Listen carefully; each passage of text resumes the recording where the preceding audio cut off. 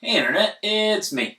Now, tonight I watched Summer of '84, and for a good chunk of the movie, it was very reminiscent of when I was younger. I read a lot of like Hardy Boys and Encyclopedia Brown books, and then eventually like Goosebumps and that kind of thing.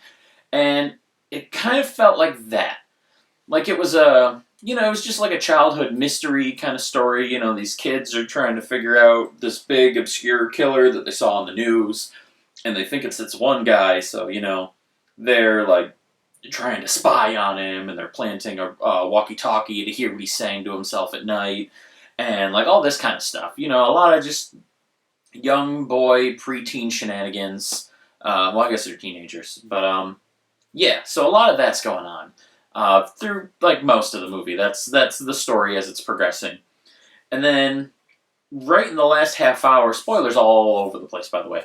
Right in the last half hour, you find out that the kid was right, and the cop that lives across the street is a brutal kidnapper and serial killer. And like all of a sudden, you see a bunch of gore and a mostly dead body, and then a not quite dead body, and then you find out some of the other kids, like their parents are going through just like nasty screaming breakup fights, and like the whole neighborhood's kind of falling apart, and the one kid's childhood crush is moving away because her parents are splitting up. And oh, by the way, I mentioned the serial killer. Well, he then comes and kidnaps the main boy and his best friend and murders the best friend, and yeah, it's a whole thing. So like right in the last half hour of the movie, it really quickly changes tone. Uh, but I kind of love it for that. Like I said, the whole time it just feels like this childhood mystery movie. So it's kind of building, but in like a fun way, like a Goonies kind of thing. It's just this fun bunch of young teenage boys just going on an adventure. Like a Stand by Me. Like it's any number of movies that just kind of feel like this. And then right at the very end, it takes a dark twist and things fall apart really quick. And I love that. Like that immediate escalation and mixed with just the twist that you didn't expect it to turn out that things were true. Like they even kind of gave you a fake out where they're like, oh, hey, no, there's all this other stuff. Like what we thought about him is actually explained by this. It's clearly not true. He's not the killer. Um, and then they go into this room and find out that, wait a minute, yeah, he 100% is. And it was really, really fun. It was a cool twist. It was a great ending. And like once it took the turn and they went into that, it was so nonstop and so intense for that last half hour that it's great. It's riveting. So yeah, I really enjoyed this one. I liked the fake out. I liked the builds, and it was enjoyable even when it was just the little teenage adventure romp thing. Like it was a fun movie all throughout, but then at the very end, the twist and the ending just makes it that much better. And the monologue that the villain gives right at the very end is just really cool. Um, so yeah, I really dug this one.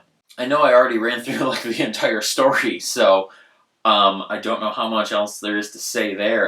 The acting was really good. All the stars of this movie are these teenagers, and they all did a really good job playing their roles. I didn't hate any of the acting. I also liked that they were written kind of realistic. Like I said, this feels like a bunch of teenagers just investigating this little adventure mystery thing that they found.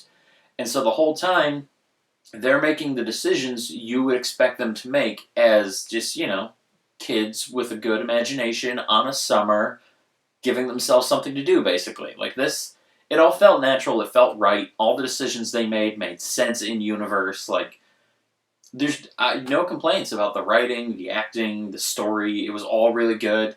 The props and costumes and everything all perfectly fit the era. It definitely felt like it was set in '84. There was a boxed ColecoVision like I have in the other room in one of the kids' bedrooms. Whoa, with the yawning every time!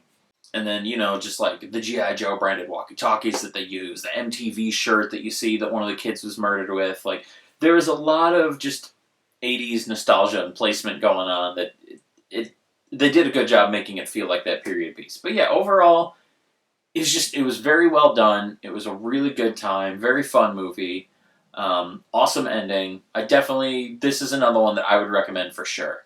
So, yeah, if you want a pretty decent, mystery suspense kind of thing with a horror twist right at the end, Summer of '84. Good movie, definitely worth it. Give it a watch. And that's all for now. I'll see you tomorrow.